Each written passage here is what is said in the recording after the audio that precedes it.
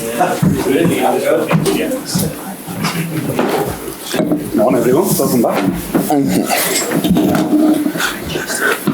It's like whether that changed to last year's process in terms of the embargo section, which will now take place for the national journalists outside the room, so that'll be at the end of the open press conference. Vinny? Jurgen, can you just bring us up to date with exactly what's happening regarding the pursuit of Caicedo? Where exactly is it at, and what's changed at the club? Because it seemed when you were interested in Jude Bellingham, the club wasn't willing to spend over £100 million, but now when it comes to Caicedo, the club seems to have changed the stance. No, first and foremost, I got told that I can confirm that the deal with the club is agreed. Whatever that means exactly in the end, because we want the player and not any kind of agreement. We'll see. We'll see that. What did change? We are a club.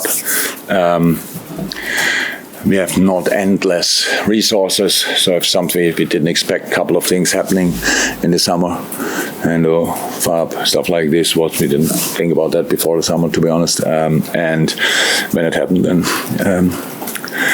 we gave it a go, and obviously the club was really stretched it there, to be honest. But we will see in the end.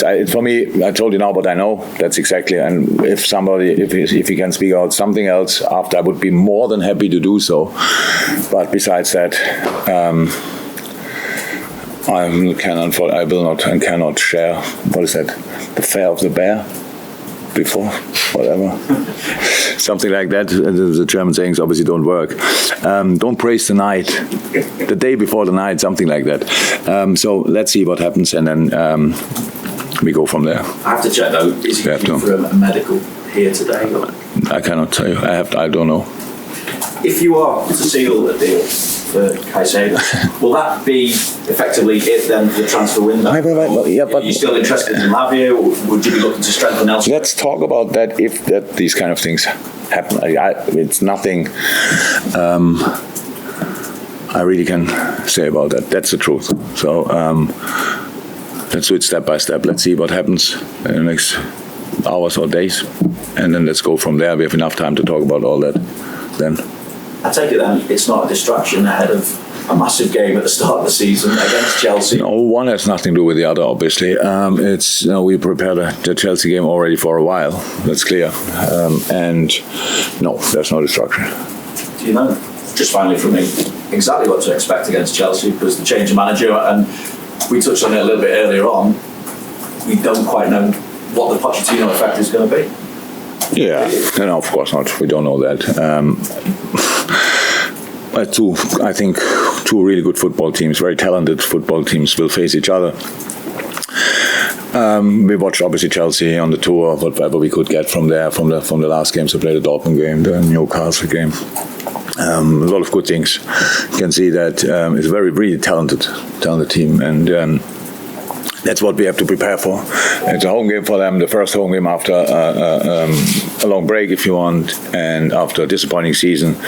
That's all clear, so they will show. They want to show up, definitely. New manager, Poch is a top manager, so they will show up. We have to be ready. We have to be absolutely ready. The football they played, you can see it. You can see Poch is there, so it's like we played obviously against Maurizio very often when he was at Tottenham, and so you can see a lot of similarities from that time. And in the end, we don't know exactly. I think Nkunku was a key part of the plans. Very unfortunate for the boy and for Chelsea, of course, as well, with his bad injury. And so that was, I think that was something they really planned with, but they have really good options offensively to sort that. And yeah, let's see. It's the first football game, really competitive football game for us this season, and we don't waste time. We don't want to waste time or whatever. We really want to go for it, but we have to see how it goes. And everybody asks, and I'm more than 20 years in the business, and it's always the first game. People say you don't know where you stand exactly, and so I'm not really interested, to be honest. I want us to the 100% we have that day. I want to see, and from there we go. And I think we should give it a proper try. When we start a new season, there's always a great sense of optimism, usually from most people everywhere. How much optimism do you have this year when you consider how things were for you last year? I'm not sure if my optimism is based on the last season, to be honest. It's just I love the preseason so far. We worked hard. Everybody can expect that. I enjoyed it a lot, to be honest. It was really good. The boys were open, the boys were listening, eyes are open, ears are open. So we did a lot, not only on the pitch, but in meetings as well. So we really wanted to learn our game. Not again, because it must be different to what we did before, but we wanted to make sure that we really go to the next level in our game together, and that's actually what happened. But now we also you saw the preseason games, and there were moments when we were too open, there were moments when we were not protected enough. That's clear, and then it's the shouts are loud, and also I understand that. Well, it's more an organization problem, and nothing has nothing to do with individual quality, because individual quality is extremely high what we have. So it's my job to help the boys to organize that better, to protect each other better in these moments. Besides that, I enjoyed the preseason, and now let's go. How much of a change is there likely to be in terms of the overall personality of the team, do you think, for the fact that you've lost a few big characters? You've given Virgil the captaincy, for example. What sort of effects are they going to have on the overall ethos? Well, we have to grow into that. It's not that you can just say it, but it didn't happen 8 years ago with Hendo or whenever it was, and it will not happen now. It's not about that. We don't have to always say, but Millie would have said that, and Hendo would have said that, and Hendo would have shouted here, and Bobby would have smiled here, and all this kind of thing. So we should not do it like that. That makes no sense. We have this kind of new start with this. Liverpool FC Reloaded, if you want, is an exciting thing. So everybody was asking for changes, rightly so, because we were together for a long time and things went really well, and then not that well anymore, and stuff like this. And the timing for a change is probably the biggest challenge in life, to find that. Did we exactly in the right moment? Difficult to answer, but now it happened, and that's good. It's a new chance for everybody. Everybody has to step up, the new leadership group, and not only them. So if you look at the players who are not in the leadership group but have all you need to be a leader, it's absolutely exceptional. Absolutely exceptional. The new boys are great. Cody, Dom, 22, captain of Hungary, Maka, outstanding. So these boys, they are there as well. We all share responsibility, and it's not that we should give ourselves too much time to grow into it. It's just let's do it. Let's take the responsibility and go from there. And don't try to be like somebody. Be the best version of yourself, and then we have a good chance to help the team in the best possible way. And that's exactly where we try to help the boys. Mike? Yeah, again, what gives you most encouragement about this new LFC Reloaded? The sessions I saw. The desire, the concentration, the readiness, the openness. Just that I saw a lot of things where my thought was in that moment, okay, they mean business. Oh, let's give it a go. That's it. You could see it. We are not happy. But it's not that I can want to remind the boys every day and say, by the way, last year it was like this and that. Makes no sense.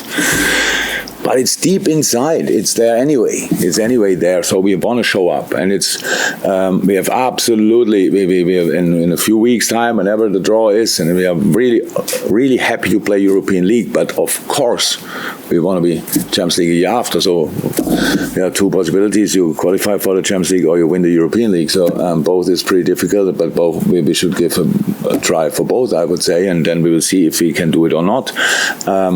So we have targets, a lot of targets. We are highly motivated, and how I said, my good feeling is based on the things I saw and the things we did during the preseason. You've always been very passionate about player welfare.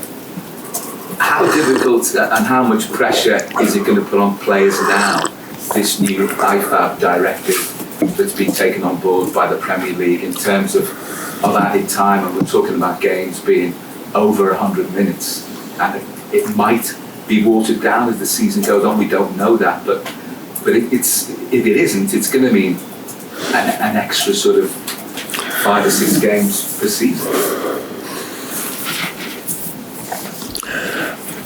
It's difficult.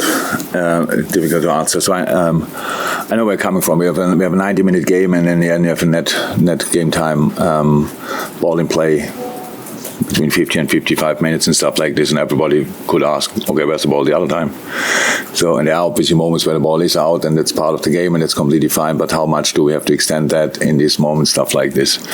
So in the end, we probably, if we can get to 55 to 60 minutes ball in play, we will see what it means. That doesn't sound too difficult, I have to say. When I speak about player welfare, I speak about that in general. We have too many competitions, we have too many games in general now, but having 3 or 4 minutes a game more ball in play, I can see it now that it will make a massive difference. We will see that there will be a massive difference in the end of the day. If you have 10 minutes extra time, imagine that 90 minutes played, it's 0-0 or whatever, or 1-0 down or whatever, and then you see 10. That gives a boost. That will be intense, stuff like this. Everybody will go for that. So that will be interesting to watch. I don't know yet exactly how influential that will be. We will see that. But I understand where they are coming from. It's always like I think time wasting got too much in the last years. But I think even more so, rhythm breaking was a massive feature, and it came up in the last years, and you thought, oh my God, what are you doing now? You have 2-3 good situations, and the keeper stays down for 2 minutes, and you think, what does he have? Nothing. So it's difficult to judge in these moments, obviously, but that got more and more. From that point of view, I'm quite happy that we try to go for that. I thought it makes sense to give earlier yellow cards. You don't want to have a yellow card for time wasting, so, and especially not after 15 minutes or whatever. That's clear, you might not do it then.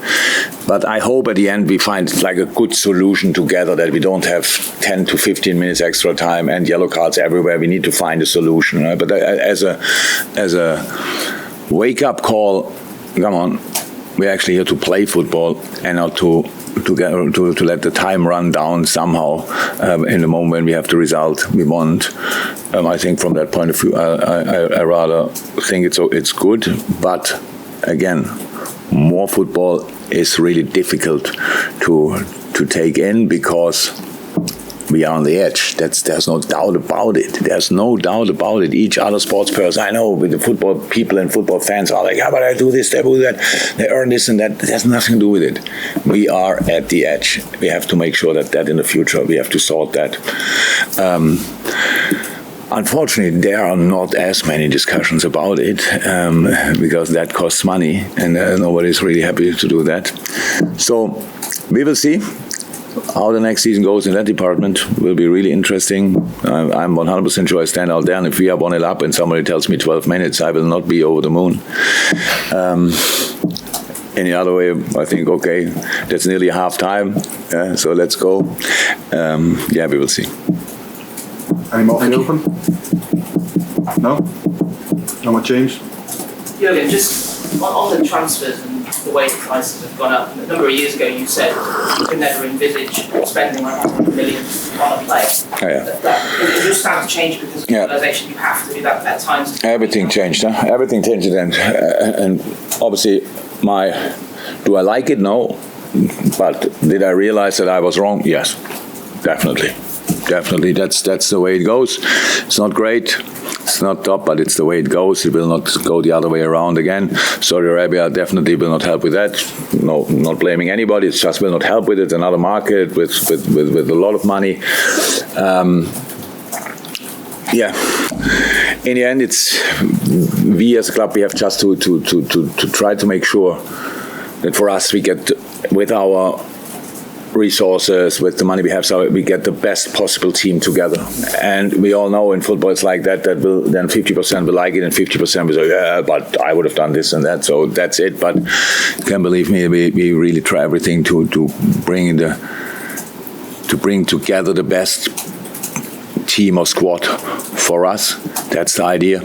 And we are not in dreamland, so it's not that we can just point on players and bring them in. There's a lot of work to do these kind of things, and sometimes one door closes and the other goes up, opens up, and then the other door is opening, and these kind of things. So that happens.